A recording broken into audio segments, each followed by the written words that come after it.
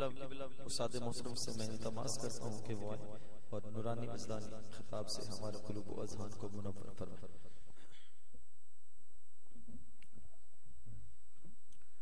الحمدللہ رب العالمین والصلاة والسلام علی سید الانبیاء والمرسلین. قال اللہ تعالی و تبارک فی القرآن المجید والفرقان الحمید. لقد کان لکم فی رسول اللہ اسوۃ حسنہ. صدق اللہ العظیم.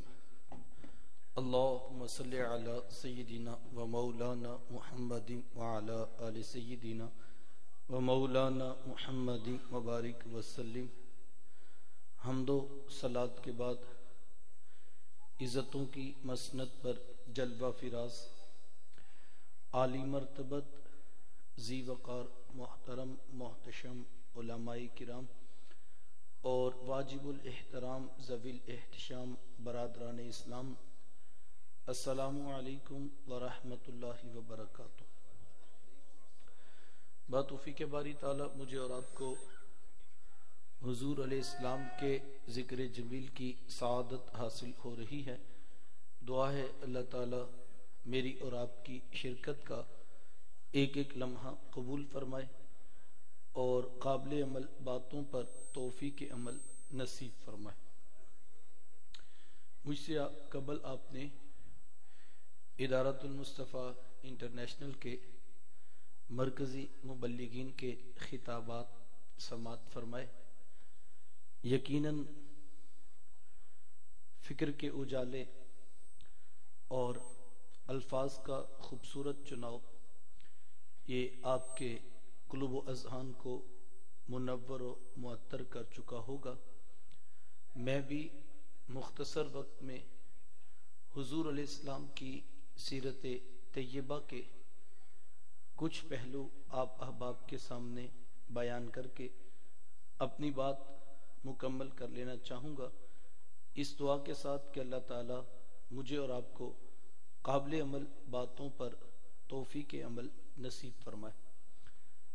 اس کی نا آواز 2 مرتبہ آ رہی ہے، اگر یہ ایک سادی آواز ہو جائے تو آسانی ہوگی. جزاک اللہ.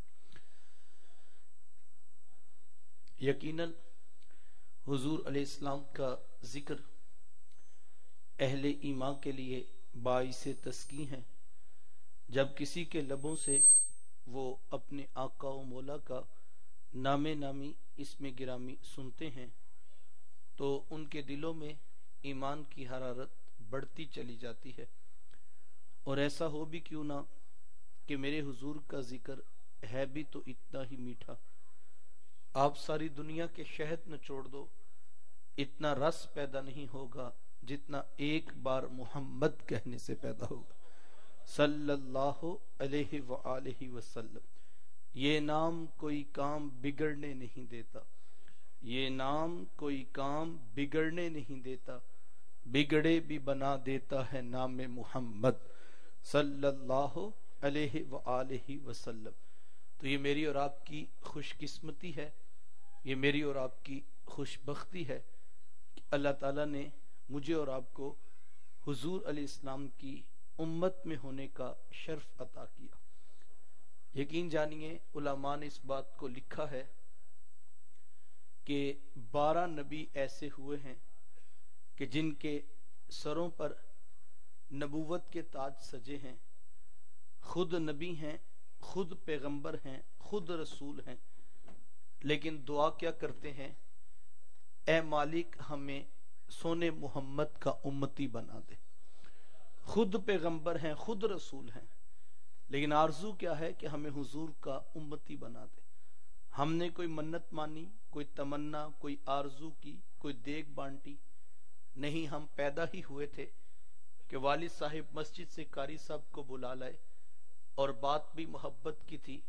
انہوں نے دونوں ہاتھوں سے اٹھا کر کان قریب کر کے کہا مبارک ہو تو بھی اسی آقا کا غلام بن کے آ رہا. تو پھر میں کیوں نہ کہوں شاہوں سے ملا ہے نہ تونگر سے ملا ہے، شاہوں سے ملا ہے نہ تونگر سے ملا ہے، اللہ کا عرفان اسی در سے ملا ہے. औरों को मिला है तो मुकद्दर से मिला है, मुझे तो मुकद्दर भी तेरे दर से मिला है।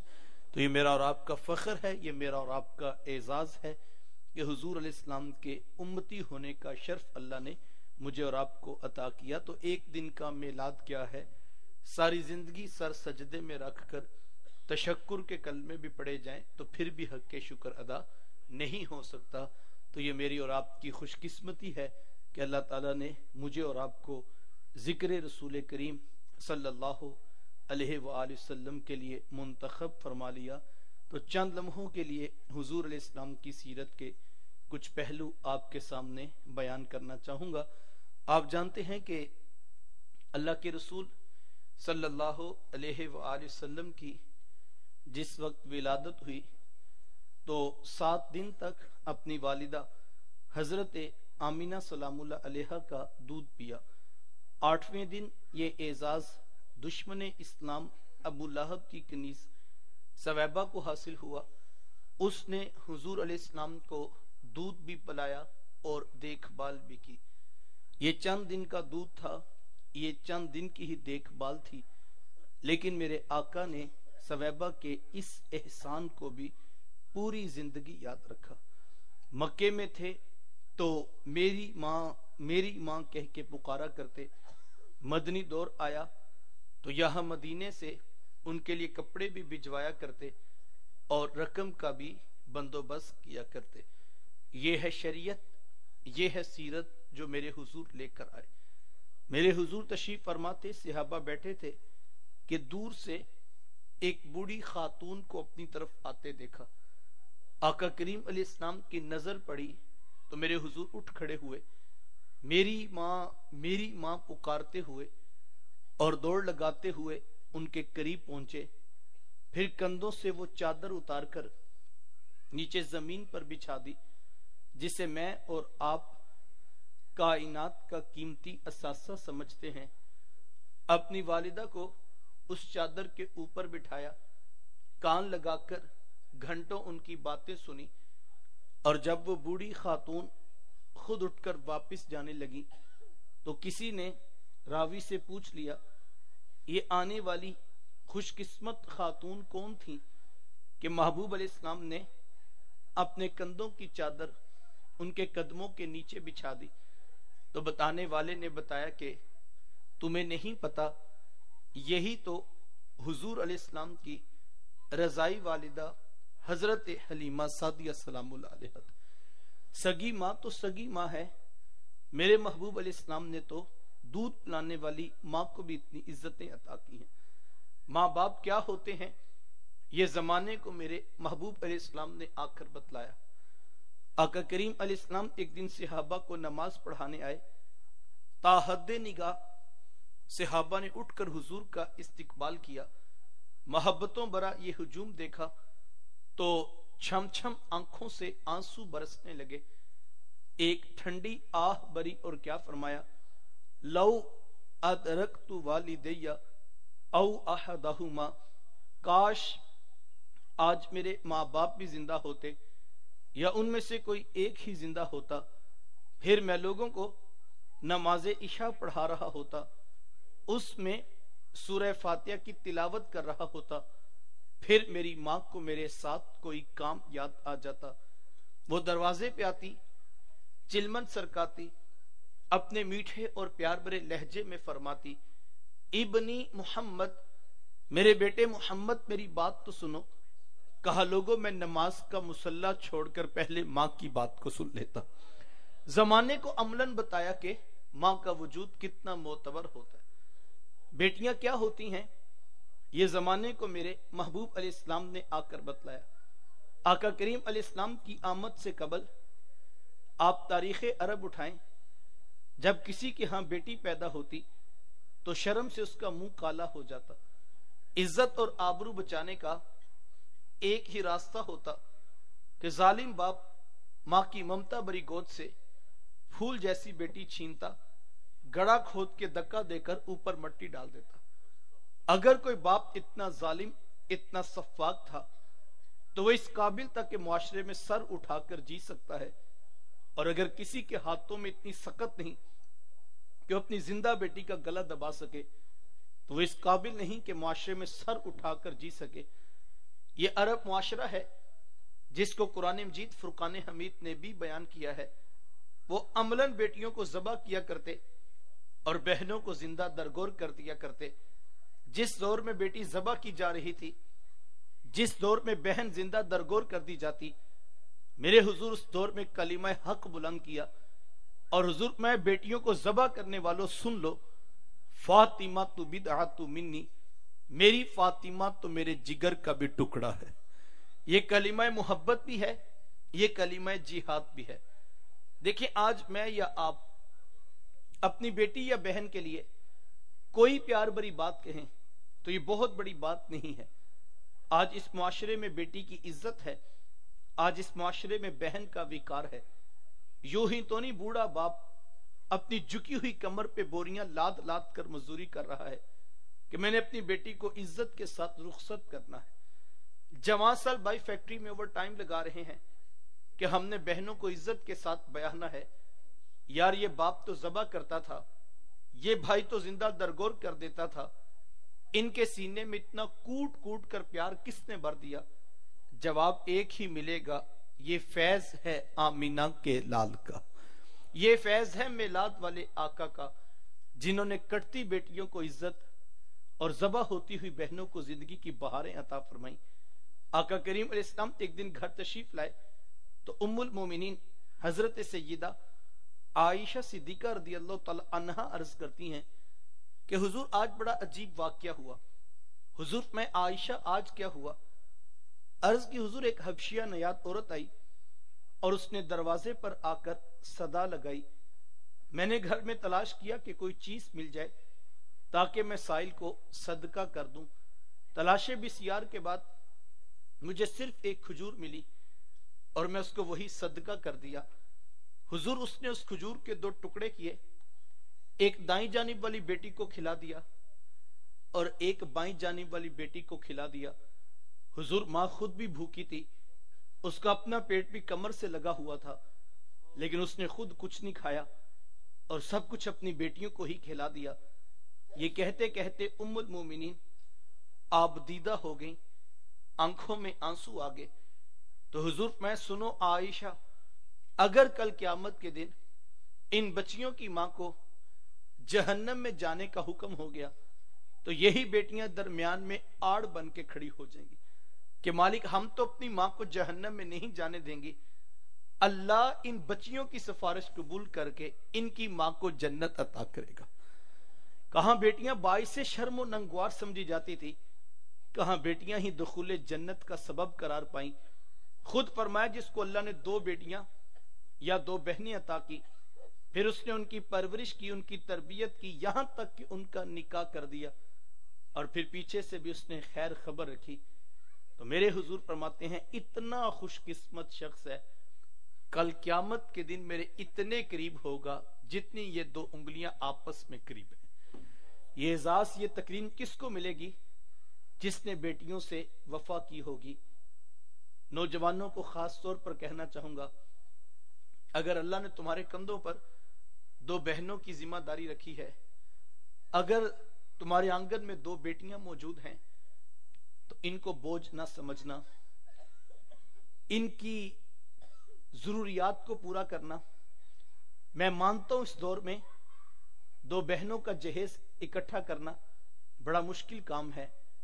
2 بیٹیوں کو بیاہتے بیاہتے بوڑھا باپ خود بیمار ہو کر بستر تک پہنچ جاتا ہے.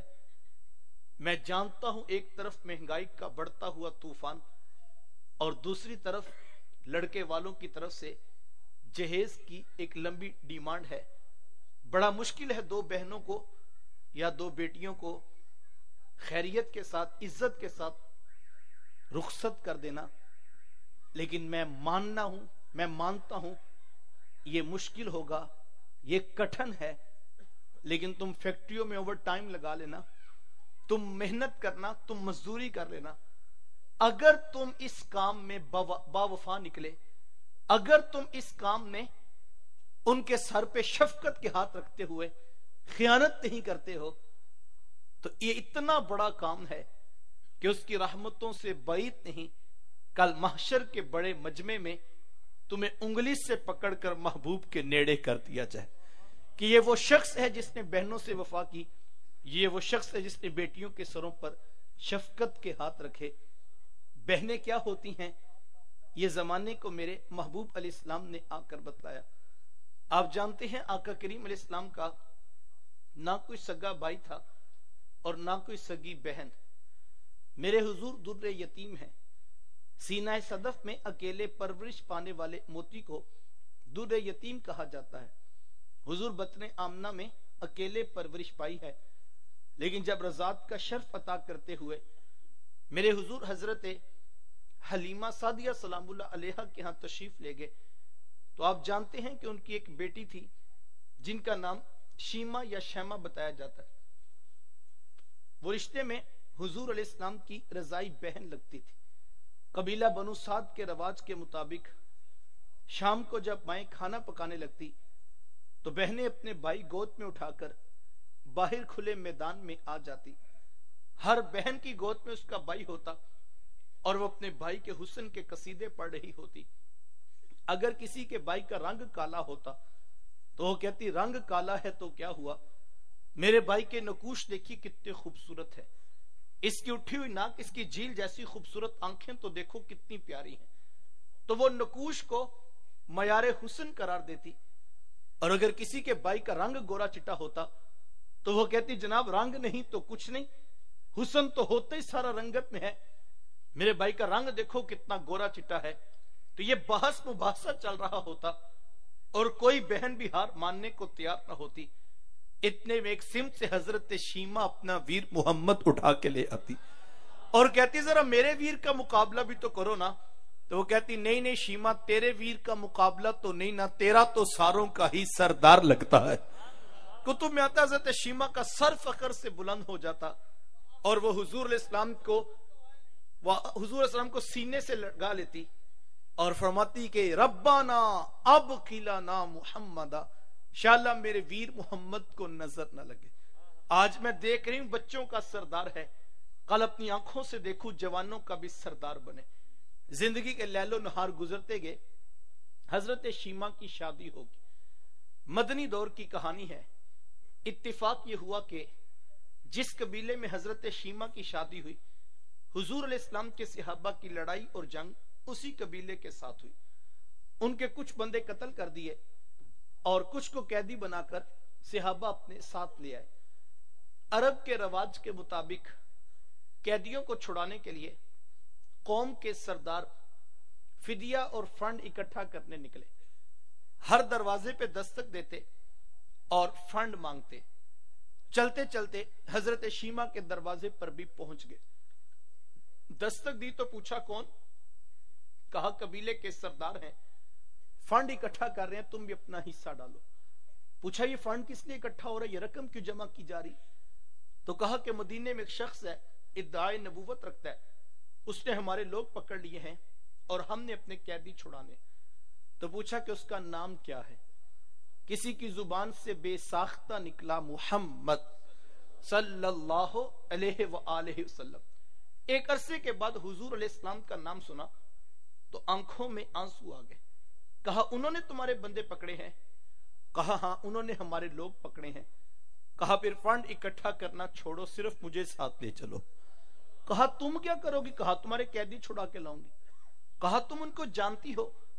کہا ہاں ہاں، تمہیں نہیں پتا، وہ میرے بچپن کے ویر اور بھائی لگتے ہیں، میں تمہارے قیدی چھڑا کے دکھاؤں گا۔ حضرت شیما قبیلے کے سرداروں کو ساتھ لیا اور حضور علیہ السلام کے خیمہ نوری کی طرف سفر شروع کیا۔ یہ وہ وقت تھا جب ادب کی آیات نازل ہو چکی تھی۔ خبردار میرے رسول کی آواز سے آواز بھی اونچی نہ کرنا، ورنہ زندگی کی ساری کمائی غارت کر کے رکھ دوں گا۔ میرے رسول کی چوکھٹ پہ آنا چاہتے ہو یوں ہی اٹھ کر نہ آ جاؤ، بلکہ پہلے گھر جاؤ، پھر کوئی چیز لو، پھر بازار میں آؤ، کوئی فقیر تلاش کرو، اس کو صدقہ کرو، پھر میرے رسول کی چوکھٹ پہ آؤ، تمہیں پتہ لگے تم کس عظیم بارگاہ میں حاضری کے لیے جا رہے ہیں۔ صحابہ ننگی تلواروں سے در حبیب پہ پہرا دے رہے تھے۔ حضرت شیما اس خیال سے کہ میں تو اپنے بھائی کو ملنے جا رہی ہوں، جب آگے بڑھنا چاہا تو پہرے داروں نے تلواریں سونپ دی. رک جا دیہاتی عورت، جانتی نہیں آگے کوچائے رسول ہے، آگے تو بغیر اجازت کے جبریل نہیں جا سکتے، تو کون ہے؟ روایت میں آتا ہے جب راستہ روک دیا گیا، تلواریں سونپ دی گئیں، حضرت شیما نے یوں ہاتھ سے تلوار کو جھٹک کے کہا خلو سبیلی وعلموا انا اخت نبیکم، کہا میری راہیں چھوڑ دو، جانتے نہیں میں تمہارے ہی نبی کی باجی اور بہن لگتی ہوں. یہ آواز کانوں میں پڑی تو صحابہ کی آنکھوں پر پلکوں کی چلمنے آ گئی، نگاہیں نیچی کر لیں، تلواریں پیچھے ہٹا لیں. حضرت شیما پورے پروٹوکول سے حضور علیہ السلام کے خیمہ نوری کی طرف بڑھی. میرے حضور جب دور سے بہن کو آتے دیکھا، حضور اٹھ کر استقبال کیا، مرحبا خوش آمدید پیش کرتے ہوئے فرمایا میری بہن آج کدھر کو آنا ہوا؟ عرض کی حضور آپ کے بندوں نے ہمارے کچھ لوگ پکڑ لیے ہیں، میں ان قیدیوں کو چھڑانے کے لیے آئی ہوں. سنو بھائیو، اللہ کے رسول نے کیا ارشاد فرمایا؟ حضور فرمایا میری بہن تو نے آنے کی زحمت کیوں گوارا کی؟ تو گھر بیٹھے بھی پیغام بھیج دیتی، میں محمد تیرے کہنے پہ ہی ساروں کو چھوڑ دیتا. زمانے کو عملاً بتایا دروازے پر بہن کا آنا کتنا معتبر ہے. پھر چند جوڑے، کچھ گھوڑے، بہت سارا ساز و سامان، اور میرے حضور خود بہن کو چھوڑنے کے لیے دروازے تک تشریف لے آئے. صحابہ نگاہیں نیچی کیے، محبوب علیہ السلام کے ادب میں کھڑے تھے کہ حضور میں صحابہ میں جب بھی قیدی چھوڑا کرتا ہوں پہلے تم سے مشاورت لیا کرتا ہوں، آج پہلا موقع ہے، میں قیدی بھی چھوڑ رہا ہوں اور میں نے مشورہ بھی نہیں کیا ہے. عرض کی اے بندہ نواز، آپ مالک کل کائنات ہیں، آپ جو چاہیں کریں، ہم کون ہوتے ہیں بلا درمیان میں مشورہ دینے والے؟ لیکن حضور جی اتنا تو بتائیے آج کون سی خاص بات تھی کہ آپ نے مشورہ بھی ضروری نہیں سمجھا؟ حضور میں صحابہ آج میرے دروازے پر میری بہن آ گئی تھی، اور جب بہنیں دروازے پہ آ جائیں اللہ کا رسول انہیں خالی نہیں موڑا کرتا. زمانے کو عملاً بہن کا رشتہ میرے محبوب علیہ السلام کی دہلیز سے ملا ہے. توجہ چاہوں گا، وقت سمٹ رہا ہے. جس دور میں بیٹی ذبح کی جا رہی تھی، جس دور میں بہن زندہ درگور کر دی جاتی، جس دور میں ماں جیسا رشتہ بھی منڈیوں اور بازاروں میں بک جاتا تھا، اس دور میں بیوی کی کیا حیثیت ہوگی؟ جبکہ آج کے اس تہذیب یافتہ دور میں بھی کچھ لوگ بیوی کو پاؤں کا جوتا خیال کرتے ہیں. یہ زمانے جاہلیت کی باتیں ہیں. آقا کریم علیہ السلام نے ازواج مطہرات کے ساتھ جو حسن سلوک کی داستان رقم کی تھی، زمانہ ان کی مثال نہیں لا سکتا. کسی کو میرے حضور حمیرہ کہہ کے پکارتے ہیں تو کسی کے لیے بکری کا بچہ ذبح کرتے ہیں اور گوشت کے مختلف ٹکڑے ان کی سہیلیوں کے ہاں بیچتے ہیں. حضور کثرت کے ساتھ حضرت خدیجہ الکبریٰ رضی اللہ تعالی عنہ کا ذکر کیا کرتے.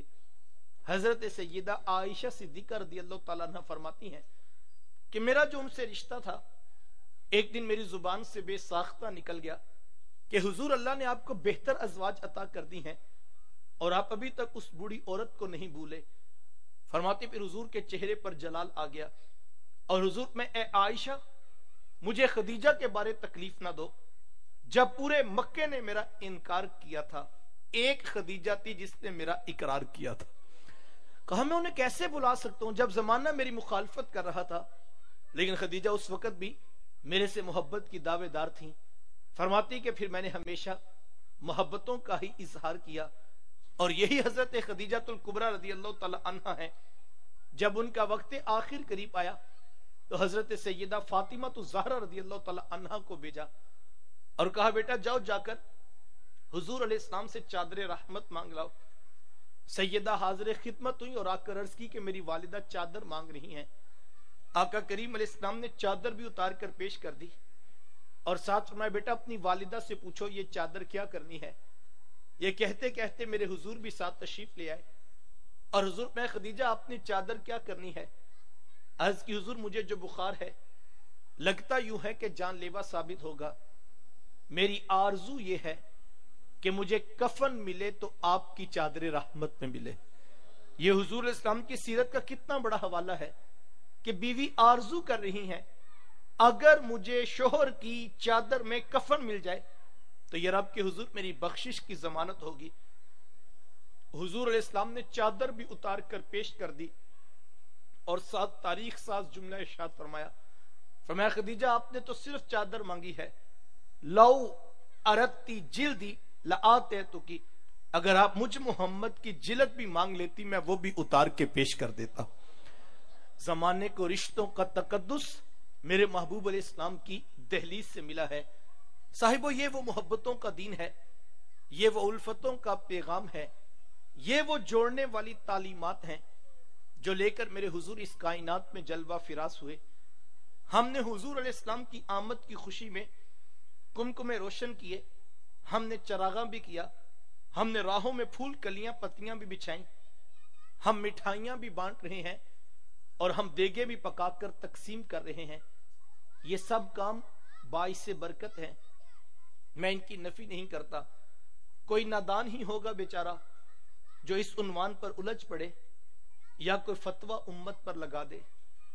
میں تو صرف ایک جملہ کہنا چاہوں گا کہ یار اگر حضور علیہ السلام کی آمد کی خوشی بھی نہیں منانی تو پھر کائنات میں خوشی بچتی کون سی ہے؟ خوشی ہوتی کیا ہے؟ خوشی کہتے کسے ہیں؟ سچی بات یہ ہے کائنات کی سب سے بڑی خوشی یہ ہے کہ اللہ نے ہم جیسوں کو سونے محمد عطا کر دیے۔ یہ کائنات کی سب سے بڑی خوشی ہے، اور اگر کسی کو یہ خوشی محسوس نہیں ہوتی تو پھر اس بیچارے کا بھی قصور نہیں۔ دیکھو کوئی اندھا شخص کہے کہ مجھے سورج دکھائی نہیں دے رہا تو اس کا قصور نہیں، اس کی آنکھوں میں روشنی نہیں۔ کائنات کی سب سے بڑی خوشی یہ ہے کہ اللہ تعالیٰ نے ہم جیسوں کو اپنے رسول عطا کر دیے، اپنے محبوب پیغمبر عطا کر دیے، اپنے محبوب نبی عطا کر دیے۔ تو یہ کمکمے، یہ روشنیاں، یہ چراغ، یہ پھول، یہ کلیاں، یہ سب باعث برکت ہیں۔ میں ان کی نفی نہیں کرتا، بلکہ میں ایک سادہ سی مثال دے کر بات کو واضح کر دوں۔ یہ ابھی ہم آئے تو ہمارے دوستوں نے پھولوں کی پتیوں کے ساتھ ہمارا استقبال کیا۔ میرا نہیں خیال کہ انہوں نے دوپہر کسی مفتی صاحب سے فتویٰ لیا ہوگا کہ شام کو عبداللہ بھائی آ رہے ہیں تو ہم پھولوں کی پتیوں کے ساتھ ان کا استقبال کرنا چاہتے ہیں، کوئی قرآن کی آیت یا کوئی حدیث کا حوالہ دے دیجیے، کیا یہ کام کرنا جائز بھی ہے یا کہ نہیں۔ میرا نہیں خیال انہوں نے پہلے کسی دارالافتاء سے یا کسی مفتی صاحب سے رجوع کیا ہوگا۔ اگر انہوں نے فتویٰ لیا نہیں ہے تو میں یقین سے کہہ سکتا ہوں کل ان کے اوپر کوئی فتویٰ لگے گا بھی نہیں۔ کیوں؟ توجہ چاہوں گا، اس لیے کہ انسانوں کی بستی کا اصول یہ ہے کہ جب کوئی شخص آئے لوگ آنے والے کا استقبال کیا کرتے ہیں، اور اس پر مسلک تو مسلک، کسی مذہب کا بھی اختلاف نہیں۔ یہودیت، عیسائیت، سکھزم، ہندوازم، آپ دنیا کا کوئی مذہب اٹھا لیں، تمام مذاہب اس بات پر متفق ہیں کہ کوئی آئے تو آنے والے کا استقبال کرنا چاہیے۔ بلکہ میں اس سے بھی آگے کی بات کر دوں تو جن لوگوں کے پاس مذہب نام کی چیز نہیں، انہوں نے بھی مورل ویلیوز کا ایک الگ سے اخلاقی اقدار کا ضابطہ لکھا ہے کہ جو شخص آ رہا ہے یہ اس کا حق ہے کہ آنے والے کا استقبال کیا جائے۔ توجہ چاہوں گا، کیا خیال ہے یار، کوئی آئے تو استقبال کرنا چاہیے، نبیوں کے امام آئیں تو استقبال نہیں کرنا چاہیے؟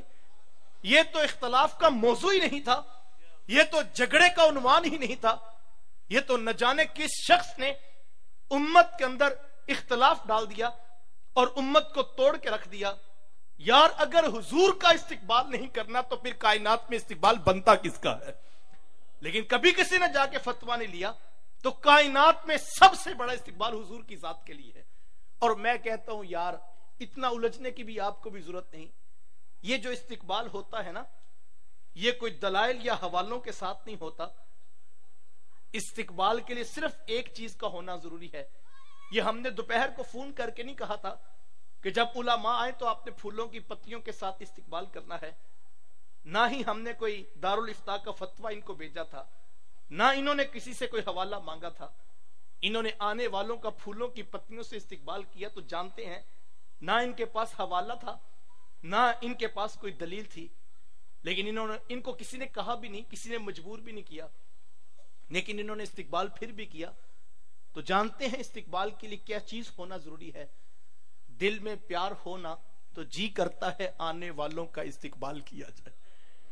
تو جس دن دل میں پیار جاگے گا پھر دل کرے گا یار ربیع الاول شریف کی آمد ہے, کمکمے بھی ہوں, روشنیاں بھی ہوں, چراغ بھی ہوں, پھول بھی ہوں, مٹھائیاں بھی ہوں, دیگیں بھی پکیں, غریبوں کے گھر میں لنگر بھی جائے اور امیروں کے گھر میں مبارکباد بھی پہنچے. تو یہ دل کے پیار کی بات ہے. تو یہ کمکمے, یہ روشنیاں, یہ چراغ, یہ پھول, یہ کلیاں, یہ مٹھائیاں, یہ سب کچھ باعث برکت ہے.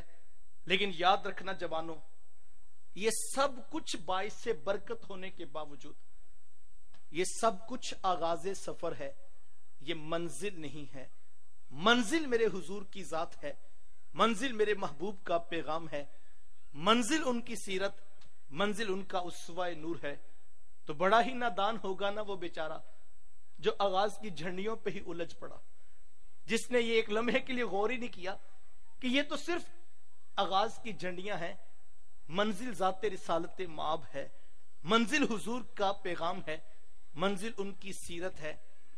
اچھا اگر وہ نادان ٹھہرا جو ساری زندگی جھنڈیوں پہ ہی الجھتا رہا, تو وہ بھی تو کوئی عقل مند نہیں ہوگا جو ساری رات جھنڈیاں ٹانگتا رہا, کمکمے روشن کرتا رہا, چراغا کرتا رہا, جھنڈے نصب کرتا رہا, جھنڈیاں لا کے منڈیروں پہ لگاتا رہا, لیکن جب فجر کی اذان کا وقت ہوا وہ بھی سویا ہوا تھا.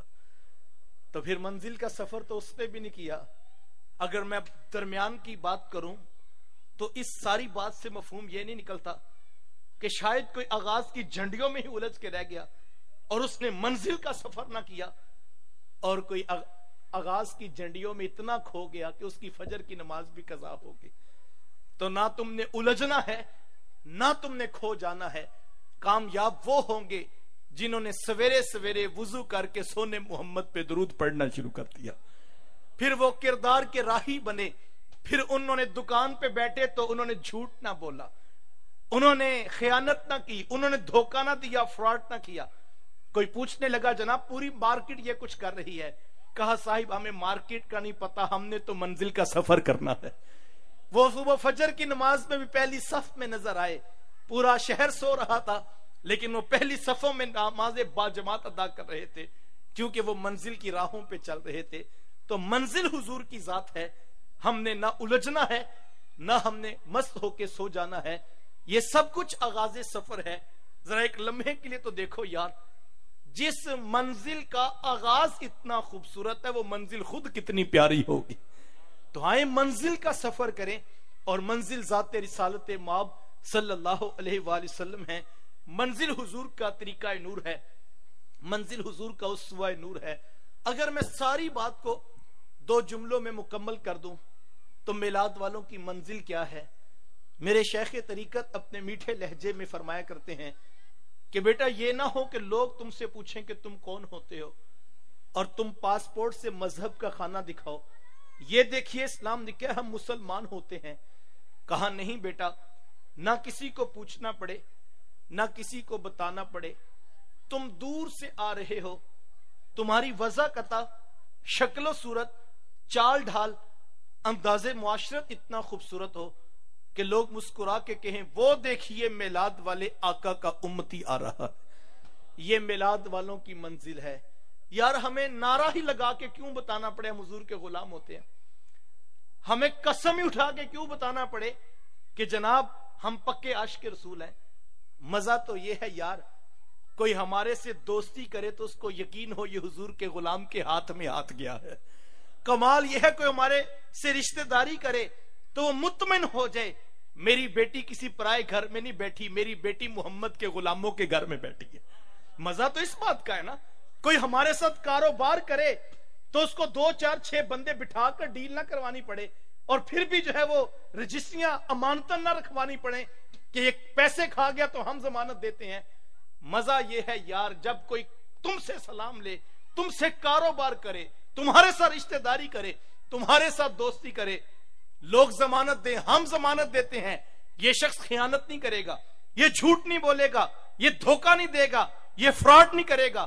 تو کوئی پوچھے گا نا کہ جناب آج کے دور میں تو لوگ اپنے بچوں کی ضمانت نہیں دیتے، آپ ایک پرائے شخص کی کیسے ضمانت دے رہے ہیں؟ یار مزہ اس دن آئے کوئی بطور حوالہ یہ کہے کہ یار یہ ہمارے گاؤں میں حضور کا میلاد کرواتا ہے، اور میلاد والا تمہیں نہیں پتا کبھی جھوٹا ہو ہی نہیں سکتا. ہم نے میلاد کے ساتھ یہ منزل حاصل کرنی ہے، اور یہ میں کہہ دوں یہ منزل حاصل بھی میلاد کے ذریعے ہوگی.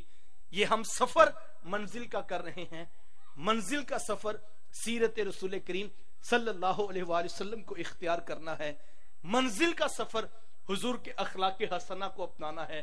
دیکھو یہ میرے حضور علیہ السلام کی سیرت ہے نا، کہ جب آقا کریم علیہ السلام کے گھر کا محاصرہ کر لیا گیا تو ننگی تلواریں لے کر کافر حضور علیہ السلام کے گھر کے باہر کھڑے، خون کے پیاسے جان کے در پہ. لیکن میرے حضور کو یہ فکر نہیں ہے کہ یہ لوگ میرے خون کے پیاسے بن چکے ہیں، بلکہ میرے حضور کو کیا فکر ہے، ان کی امانتیں میرے پاس ہیں، وہ ان کو واپس کیسے کرتی ہیں. ذرا کردار کی چمک تو دیکھیے، ذرا اخلاق کی بلندی تو دیکھیے. کن کی امانتیں؟ یار جو ابو جہل سے اتنا پیار کرتے تھے، اس کے مشن سے اتنے مخلص تھے کہ اس کے کہنے پہ تلواریں لے کر حضور کے گھر تو آگے، لیکن نادان یہ بھول گئے ہماری اپنی امانتیں بھی محمد کے گھر پڑی. کن کی امانتیں؟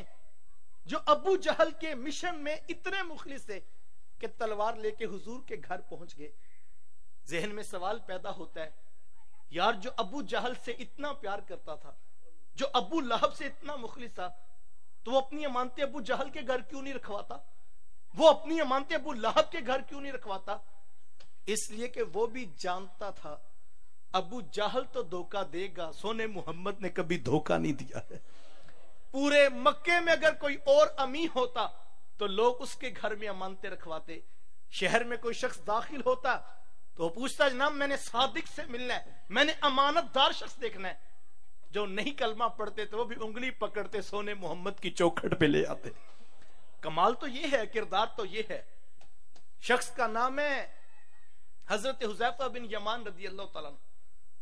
مکہ المکرمہ سے مدینہ المنورہ کی طرف آ رہے تھے، راستے میں کافروں نے پکڑ لیا. پوچھا کدھر جا رہے ہو؟ کہا میں مدینے جا رہا ہوں. کہا ایک شرط میں چھوڑیں گے، وعدہ کرو کہ جا کے اسلامی لشکر میں جنگ میں تم شامل نہیں ہوگے. انہوں نے وعدہ کر دیا، انہوں نے سامان واپس کر دیا. لیکن جیسے مدینہ المنورہ میں پہنچے تو صحابہ بدر کی تیاریاں کر رہے تھے. شوق فراواں، جذبہ جہاد، جلدی جلدی سامان گھر میں چھوڑا، تیاری کی اور آ کے لشکر میں شامل ہو گئے. 2 گھوڑے، 6 زیریں، 8 تلواریں تھی، 313 کی مٹھی بھر جماعت تھی، ایک ایک شخص کی ضرورت تھی. لیکن خبر پہنچی کہ حذیفہ بن یمان بھی تشریف لے آئے ہیں. میرے آقا کریم علیہ السلام نے بلایا، اور حضور میں حذیفہ وہاں کافروں سے وعدہ کیا تھا نا کہ جا کر اسلامی لشکر میں شامل نہیں ہوں گا. عرض کی جی حضور میں نے وعدہ کیا تھا. فرمایا حذیفہ پھر آپ یہاں کیوں آگے ہیں؟ یہیں سے واپس پلٹ جائیے. عرض کی حضور وہ تو کافر ہیں. حضور فرمایا ہاں حذیفہ میں محمد کافروں سے کیے ہوئے وعدے بھی پورے کرتا ہوں. یہ ہے اسلام. اس بنیاد پہ حضور نے امت کو کھڑا کیا ہے. کافر شخص سے تمہارا وعدہ ہو گیا، تم نے پورا کرنا ہے. ذہن میں سوال تو پیدا ہوتا ہے کہ یار وہ تو کافر ہے، وہ تو میرے رسول کو نہیں مانتا، وہ تو میرے رب کو نہیں مانتا، میں نے اس سے وعدہ پورا کرنا ہے. تو علماء نے جواب بڑا خوبصورت دیا. کہا وہ کافر ہے، تم تو محمد عربی کے غلام ہو. تم نے کافر کو دیکھ کے رستہ تھوڑی بنانا ہے، تم نے تو حضور کو دیکھ کے راہیں لینی ہے. تو مجھے اور آپ کو اس بنیاد پہ کھڑا ہونا ہوگا. آج میری اور آپ کی آرزو ہے کہ دین اسلام 7 بر اعظموں کے اوپر نافذ ہو جائے. گھر گھر میں حضور کے نام کا چراغا ہو، ہر گھر کی چھت پہ میرے حضور کے نام کا جھنڈا ہو. یقیناً یہ ہر مومن کے دل میں جذبہ ہے. لیکن یاد رکھیے گا وہ دین جو ہم پوری دنیا پہ نافذ کرنا چاہتے ہیں، سب سے پہلے ہم اپنی ذات پہ کیوں نافذ نہیں کرتے؟ سب سے پہلے ہم اپنے گھر میں اس دین کا پیغام کیوں نہ لے کر آئیں؟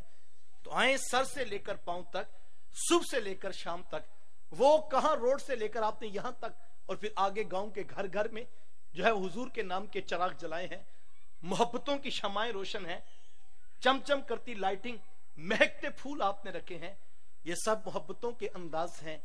आइए एक कदम आगे बढ़िए, पूरा साल हम हुजूर के दीन के लिए इतनी मेहनत करें, हम इतनी अनथक कोशिश करें कि हमारे हर बच्चे के सीने में हुजूर का कुरान याद हो, हर बच्चे के सीने में कुरान की तालीमात हो, और हम एक एक करके सीरत रसूल के एक एक हुक्म के ऊपर अमल पैरा होते जाएं, अमलन कुरान मजीद को अपनी रूहों में उतारें, अपने घरों का निजाम, अपने अखलाकियात, अपने अंदाज़े मुआशरत, अपने तर्ज जिंदगी को हुजूर अलैहिस्सलाम के दीन के लिए मैं और आप इत्तिबा में ले आए, तो फिर ये कामयाबियों का सफर है, ये मंजिलों की राहें हैं, और ये मंजिल मिलाद रसूल से ही हासिल होगी।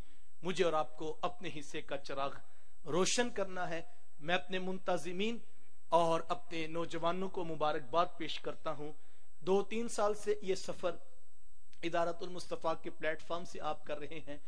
मेरी और उलमाए किराम के साथ आपकी सालाना मुलाकात होती है, लेकिन अल्लामा मौलाना मोहम्मद मुफ्ती लियाकत अमीन मुस्तफाई साहिब ये आपके बिल्कुल करीब शहर मुल्तान में किबला मुफ्ती साहिब तशरीफ ले आए हैं, और अल्लाह इनको जज़ाए जजील अता फरमाए।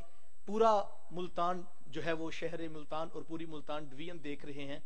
तो मैं ये चाहूंगा आज के इस खूबसूरत और बामकसद प्रोग्राम के अंदर, आप 3 सालों से ये सफर किया है, तो ये सालाना महफिल तक ना रह जाए। आए, अगर ये हुजूर के नाम का काम है तो फिर साल के बाद क्यों ना हो। मैं लाहौर में एक दोस्त हैं, तो उनसे पूछा कि आप छुट्टी किस दिन करते हैं, तो वो कहने लगे कि हम कोई छुट्टी नहीं करते। तो मैंने कहा नहीं, कुछ लोग जुमे की करते हैं और कुछ इतवार की करते हैं। वो कहते नहीं जनाब, हमारी दुकान जो है वो ना छुट्टी जुमे को करती है ना इतवार को करती है। हमारी दुकान पे 12 माह 24 घंटे हफ्ते के 7 दिन खुली रहती है। तो मैंने कहा इतनी ज्यादा मेहनत की क्या वजह? वो कहने लगे खराजात बहुत ज्यादा है और काम के हमने शिफ्टें रखी हैं, बाहर की दुकान खुलती है। तो बड़ी अच्छी बात है।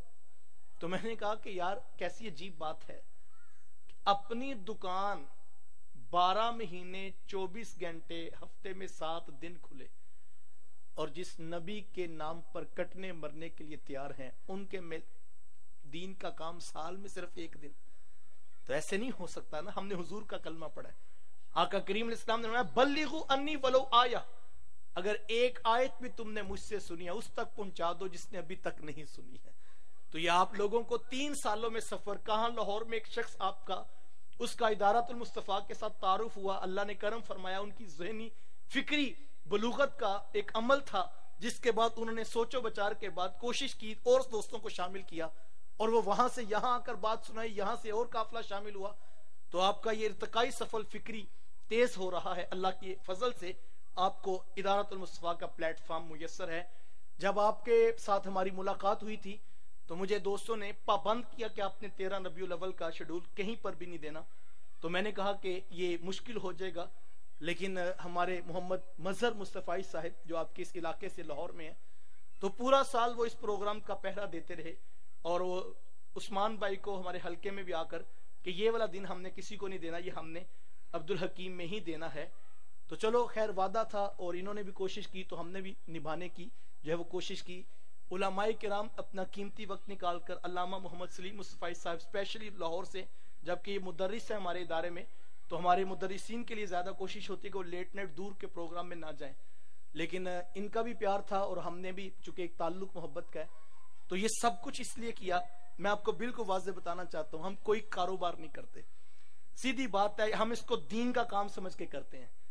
ये नहीं कि सिर्फ नोट बटोरे और आगे भाग गए, हम मुस्तकिल बुनियादों पर, और अल्लाह ने करम किया अल्हम्दुलिल्लाह, यहाँ से 3-4 बच्चे दीन पढ़ने के लिए भी गए हैं, और 2 साल हो गए उनको, तो 6 साल बाकी हैं। आप लोग इतनी मेहनत करें, इतनी मेहनत करें कि जो लाहौर में मरकज में बच्चे पढ़ने के लिए गए हैं, जब वो 8 साल के बाद पढ़ के आए तो सिर्फ ये लाइटिंग और चरागा ना हो, ये पूरा शान और शौकत के साथ मरकज खड़ा हो, और यहां वो दीन पढ़ाने के लिए जो आए तो उनको फिर दोबारा सिरे से मेहनत ना करनी पड़े कि वो आके यहां सोचें कि अब हमने जगह लेनी है।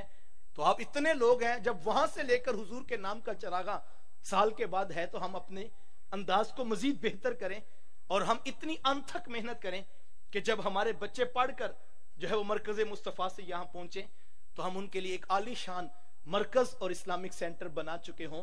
تاکہ وہ بچے یہاں بیٹھ کر پھر تاکہ انہوں نے قربانی دی کہ اپنے گھر بار شہر چھوڑ کے وہاں پہنچے تو جو روشنی کے چراغ لے کر آئیں تو یہاں اجالا، یہ ایک ظاہری اجالا ہے، ایک مانوی اجالا ہے جو انشاءاللہ اللہ نے چاہا تو اسلامک سینٹر کی بنیادوں سے جو ہے امت تک پہنچے گا، اور ہمیں مستقل بنیادوں پر کام کرنا ہے.